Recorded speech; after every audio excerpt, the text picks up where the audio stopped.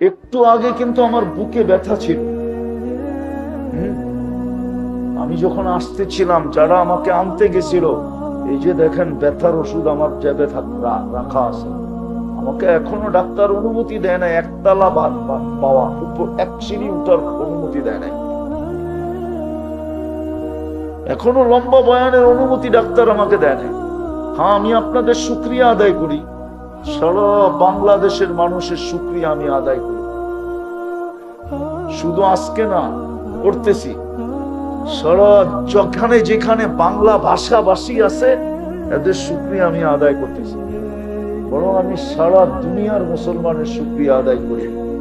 আমি অসুস্থ হওয়ার পরে আমেরিকার থেকে দেখতে আসছে, কানাডার থেকে দেখতে আসছে, অস্ট্রেলিয়া মহাদেশ থেকে দেখতে আসছে, আরবরা পর্যন্ত আমার বাসায় ছুটে আসছে।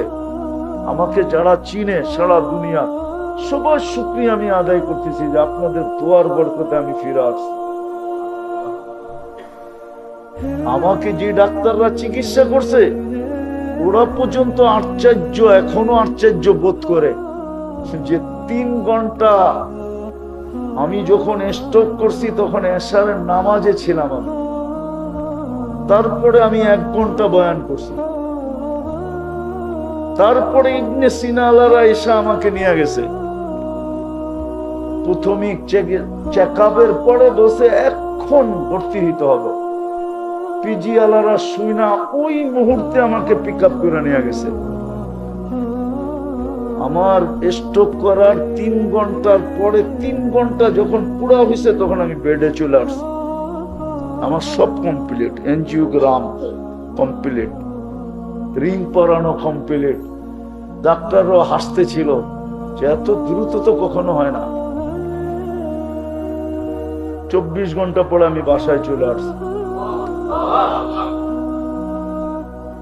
তারপরের দিন আমি অনলাইনে বয়ান করছি।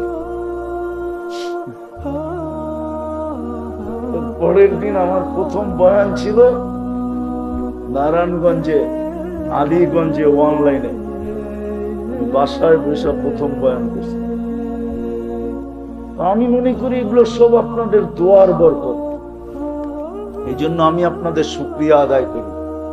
পুরো বাংলা ভাষাভাষী যতদূর পর্যন্ত বাংলা বিস্তারিত আছে, সব জায়গার থেকে সবার শুকরিয়া আমি আদায় করি যে সবার চোখের পানির কারণে, দোয়ার কারণে আমি ফিরে আসছি। নাহলে যেখানে আমার সমস্যা ছিল ওইখান থেকে কেউ ফিরে আসে না। আমার হার্টে সমস্যা ছিল না, মেইন পয়েন্টে সমস্যা ছিল, যার কারণে আমি শুকরিয়া আদায় করি সারা দুনিয়ার মুসলমানদের যারা আমাকে চিনে। এখনো দেখি মাঝে মাঝে রাস্তাঘাটে দেখা হয়, কতজনে হাতে ধরে কাঁদতে থাকে। শুধু আপনাদের না, মা বোনদেরও, বহুত মা বোন এরকম বাংলাদেশে আছে যারা সপ্তাহ ভর রোজা রাখছে। আমার কাছে খবর আসে, সপ্তাহ ভর রোজা রাখছে। দান, খয়রাত, সদকাত, মান্নত। বরং বাংলাদেশের মিডিয়া পর্যন্ত তাক লাগা গেছে যে একদিনে এত বেশি, কি বলে এটাকে, ভিউজ শুধু এক একটা চ্যানেলে। ওরা পর্যন্ত তাক লেগে গেছে, কি এমন কি হইল। আর হইছো ওই দিন 2টা খবরই একসাথে চলতেছিল। আমি আপনাদের শুকরিয়া আদায় করি, আল্লাহ আপনাদেরকে জাযায়ে খায়ের দেয়। কথাগুলো মনে থাকবে তো ইনশাআল্লাহ। লিওয়াউল হামদি বিয়াদিহি ইয়াউমাল কিয়ামা সাইয়্যিদুল আউওয়ালিন ওয়াল আখিরিন ইমামাল মুরসালিন রাসূল রাব্বিল আলামিন। أما بعد فأعوذ بالله من الشيطان الرجيم. بسم الله الرحمن الرحيم. ومن زحزح عن النار وأدخل الجنة فقد فاز. صدق الله العظيم. أعوذ بالله من الشيطان الرجيم. بسم الله الرحمن الرحيم. ومن زحزح عن النار وأدخل الجنة فقد فاز. وقال رسول الله صلى الله عليه وسلم الكيس من دان نفسه وعمل لما بعد الموت أو كما قال عليه الصلاة والسلام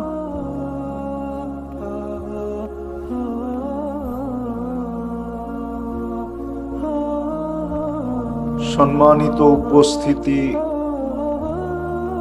এবং যেই পর্যন্ত লাউড স্পিকারের আওয়াজ পৌঁছতেছে যদি শোনার সুযোগ থাকে, কোরআন হাদিস থেকে যতটুকুই তেলাওয়াত করলাম আশা রাখি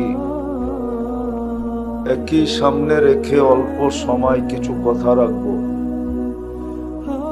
কেননা লম্বা কথা বলার সুযোগ বা স্বাস্থ্যগত পরিস্থিতি আমার কাছে নাই। এই জন্য কথা অল্প সময় হবে, কিন্তু যদি মনোযোগ দিয়ে শুনি, নীরবতার সাথে যদি শুনি, তাহলে আশা করা যায় অল্প কথাই যথেষ্ট হবে। আর যদি মনোযোগ না দিলাম,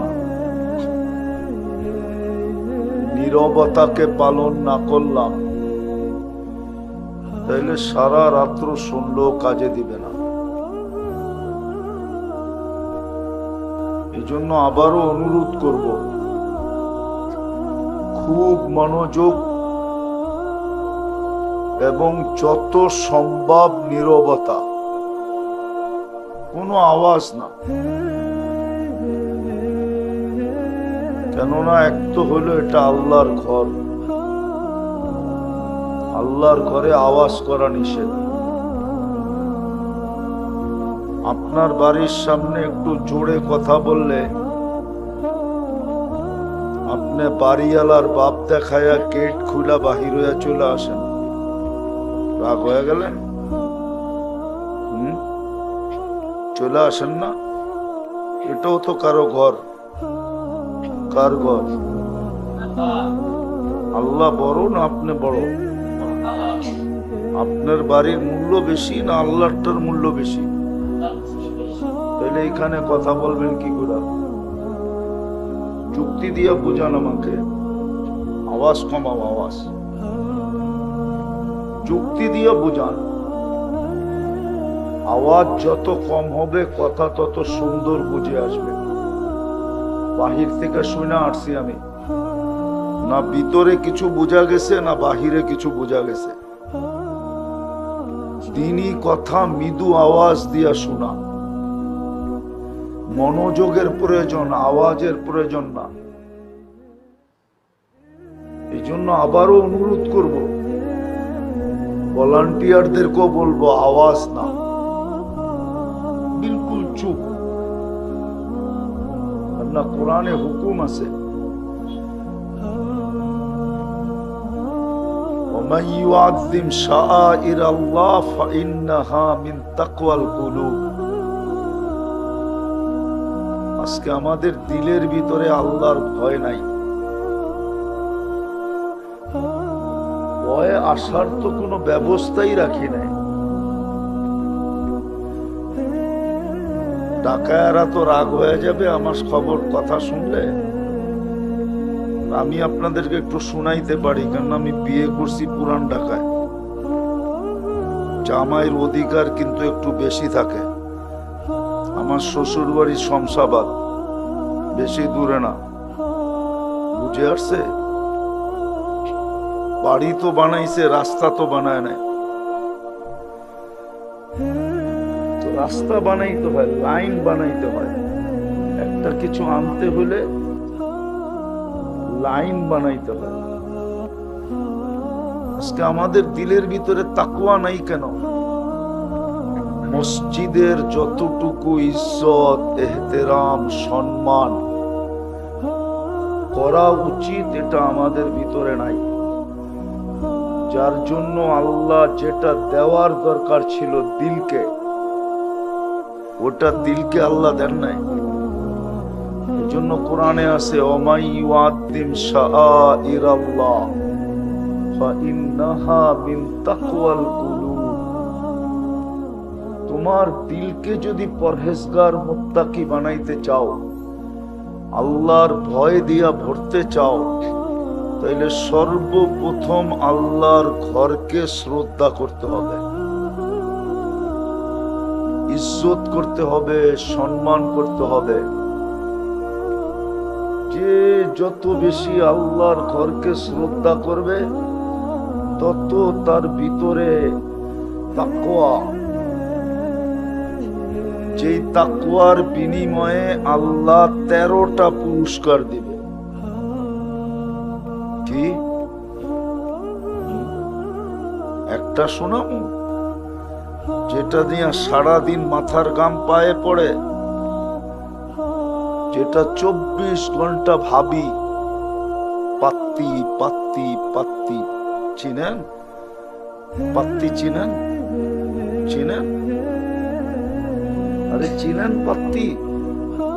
চিনেন না মনে হয়, ঠিক না? আল্লাহর ওয়াদা হইল ইয়ারযুকহু মিন হাইসু লা ইয়াহতাসিব ওয়া মান ইয়াত্তাকিল্লাহ ইয়াজআল লাহু মাখরাজা। আল্লাহ বলে তাকওয়ার একটা ফল দেখাইতেছি, যেখানে সারা দুনিয়া বলবে এইখান থেকে হওয়ার কিচ্ছু নাই, কোনো রাস্তা নাই, আল্লাহ বলে ওইখান থেকে আমি রাস্তা বাহির করে দিব। আর তোর ধারণা অতীত তোকে পালবো,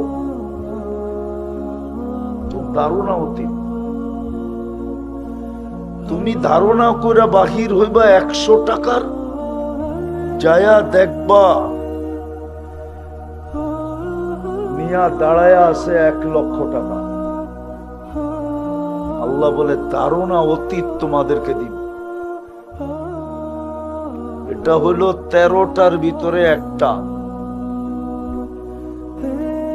যেটা নিয়ে সারাদিন মাথার গাম পায়ে ফেলি।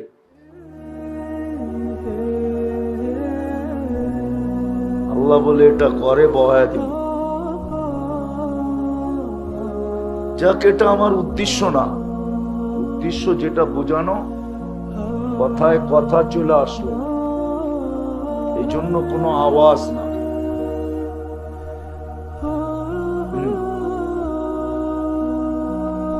যেটা বুঝাইতেছিলাম, যে কথাটা বলতে চাইতেছিলাম, আল্লাহর আমাদের সাথে একটা বিরাট বড় সম্পর্ক আছে, একটা না, শত সম্পর্ক আছে আল্লাহর আমাদের সাথে। আর এরকম সম্পর্ক যেটা কোনো সৃষ্টির সাথে করতে পারে না, মানুষ মানুষের সাথে করতে পারে না।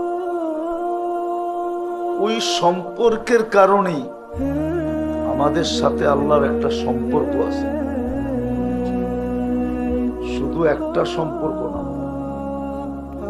শুধু আল্লাহ আমাদের সৃষ্টিকর্তা না, শুধু আল্লাহ আমাদের সৃষ্টিকর্তা না, আমাদের সৃষ্টিকর্তাও আল্লাহ, আমাদের লালন পালনকারীও, রক্ষণাবেক্ষণকারীও। এরকম সম্পর্ক 3টা বললাম, এরকম সম্পর্ক আমাদের সাথে আল্লাহ শত, এর চেয়ে বেশি।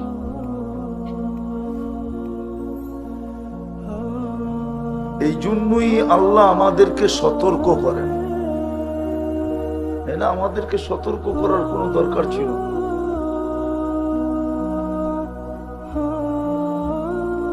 আমাদেরকে সতর্ক করার কোনো দরকার ছিল না।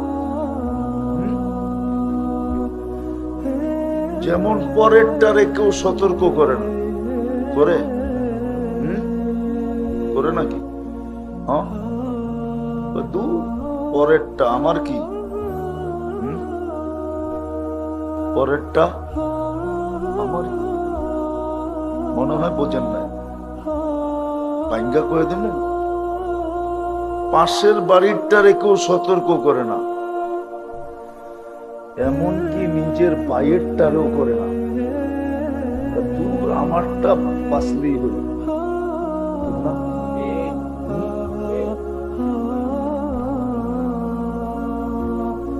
আল্লাহ আমাদেরকে সতর্ক করার দরকার ছিল না। আল্লাহ তো আল্লাহ, আল্লাহ তো আল্লাহ তো আপনি ডুবলেও আল্লাহর ক্ষতি নাই, আপনার আমি বাসলেও আল্লাহর কোনো লাভ নাই। আল্লাহ ক্ষতির থেকে উঠবে, লা ইয়ানফা, লা ইয়ানফা, আল্লাহর কোনো লাভ হয় না। ওয়ালা ইয়ানকুস, আল্লাহর কোনো কমে না। কিন্তু আল্লাহ আমাদেরকে সতর্ক করেন কেন?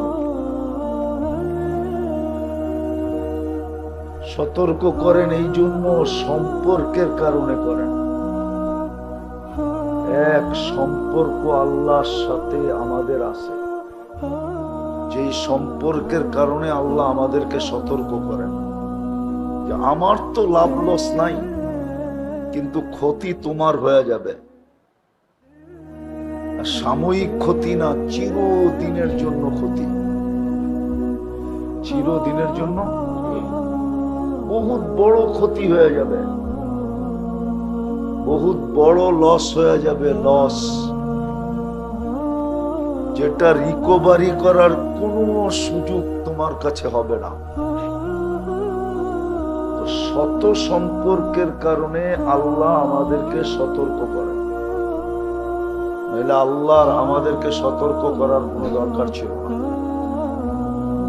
আবার এটাও প্রমাণ আছে, কোন সৃষ্টিকে আল্লাহ সতর্ক করেন নাই। বলে আমাদেরকে জিজ্ঞেস করেন, কোন সৃষ্টিকে আল্লাহ সতর্ক করেন নাই।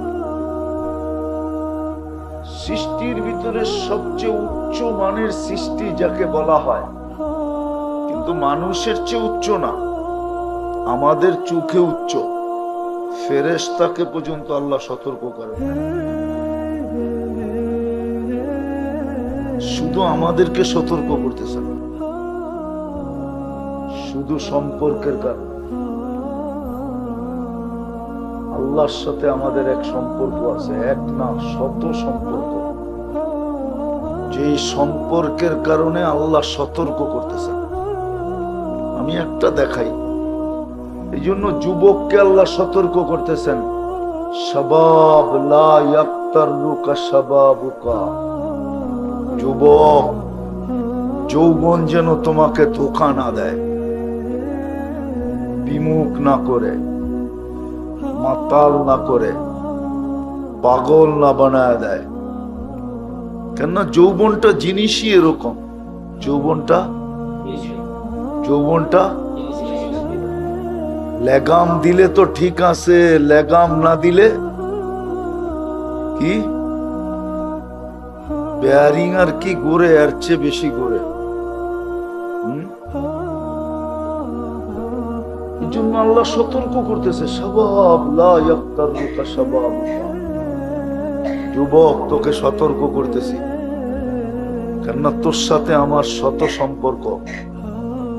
কালকে এটা তুই যেন না বলতে পারিস যে সম্পর্ক তো ছিল, ইশারা দিলেই তো হইতো। মনে হয় বোঝেন না, থাকেন তো পুরান টাউনে, করতে বুঝবেন। বুঝছেন? অনেক সময় কয় না, সম্পর্ক তো ছিল, ইশারা দিলেই তো হইতো। ঠিক কালকে যেন আমরা আল্লাহকে না বলতে পারি, আল্লাহ সম্পর্ক তো আপনার সাথে কোটি শত শত ছিল, একটু ইশারা দিতেন। আল্লাহ বলে কালকে যেন তুই আমার উপরে আঙ্গুল না উঠাইতে পারিস, এই কথা না বলতে পারি যে আপনি আমাকে সতর্ক করলেই তো পারতেন। সম্পর্ক তো আপনার সাথে ছিল, একটা তো ছিল না, 100টা তো ছিল। 100-র অধিক সম্পর্ক তো আপনার সাথে আমার ছিল। আপনি তো আমার রব ছিলেন, আপনি তো আমার খালেক ছিলেন, আপনি তো আমার মালিক ছিলেন, আপনি তো আমার রাজিক ছিলেন, আপনি তো আমার সবকিছু ছিলেন। একটু ইশারা দিলেই তো পারতেন। আল্লাহ বলে কালকে যেন তুই এই কথা না বলতে পারিস। যুবক, এই জন্য তোকে সতর্ক করতেছি, শাবাব লা ইয়াফতারুকা শাবাবুকা। যুবক, যৌবন যেন তোকে বিমুখ না করে, উদাসীন না করে, পাগল না বানায়, মাতাল না করে।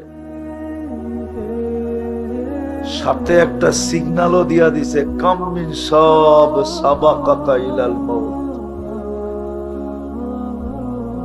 এই জন্য মাঝে মাঝে বলে, এত ইশারায় বুঝাইলাম, বুঝলি না, এখন তো তোর একটা চটখানা দিয়া বুঝাইতে নাই। আপনাকে ওইখানে এরকম চল নাই, এত ইশারা দিয়া তোরে বুঝাইলাম, বুঝলি না, এখন তো একটা চটকনা মেয়েরা বুঝাইতে, ঠিক না? আল্লাহ বলতেছে, সতর্ক করতেছি, যদি না বোঝোস তাহলে আগেরটা বলতেছে, কাম মিন শাব সাবাকাতা ইলাল মাউত। কত যুবককেই তো আমরা যৌবন সহ কবরে শোয়ায়া দিছি, হতে পারে তোকেও শোয়ায়া দিব, তোকেও শোয়ায়া দিব, শোয়ায়া দিব। এটা হইলো ওই যে বললাম না, এত বুঝাইলাম, বুঝলি না, এখন তো তোর একটা চটকনা দিয়া বুঝানোর দরকার। এত ইশারায় বুঝাইলাম, তুই বুঝলি না, তোকে তো একটা চটকনা মেয়েরা বুঝানোর দরকার। কি পুরান ঢাকায় এরকম কথাবার্তা নাই? আমি তো নয়া বাজার বহু শুনি। কানপট্টির ভিতরে একটা মাইরা বুঝামো, ঠিক না? আরেকটা বললাম শব্দ, এটা আপনাকে শব্দ কি কয়, কানপট্টির ভিতরে একটা মাইরা তারপরে বুঝামো। আল্লাহ যুবককে বুঝাইতেছে, যুবক তোকে সতর্ক করতেছি, কেননা তোর সাথে আমার সম্পর্ক, শত সম্পর্ক। কালকে যেন তুই না বলতে পারিস, একটু ইশারা দিলেই তো হইতো। কি একটু, আমি তো বাইরা বাইরা দিতেছিলাম, ঠিক না?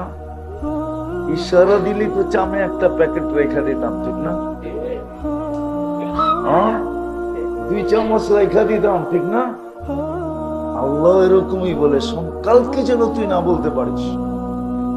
আরে বুঝাইতে পারতেছি, এই জন্য আল্লাহ সতর্ক করতেছে। শুধু যুবককে করতেছে না, আমাদেরকেও করতেছে। ইবনা আদম লা তাফরাহ বিদুনিয়াইকা, ও মানুষ, দুনিয়ার চাকচিক্য আর উন্নতি তোদেরকে যেন মাতাল না করে। দুনিয়ার চাকচিক্য আর উন্নতি, দুনিয়ার চাকচিক্য আর, এই চাকচিক্য বোঝেন না? বোঝেন না? দুনিয়ার চাকচিক্য আর উন্নতি যেন তোদেরকে মাতাল না করে।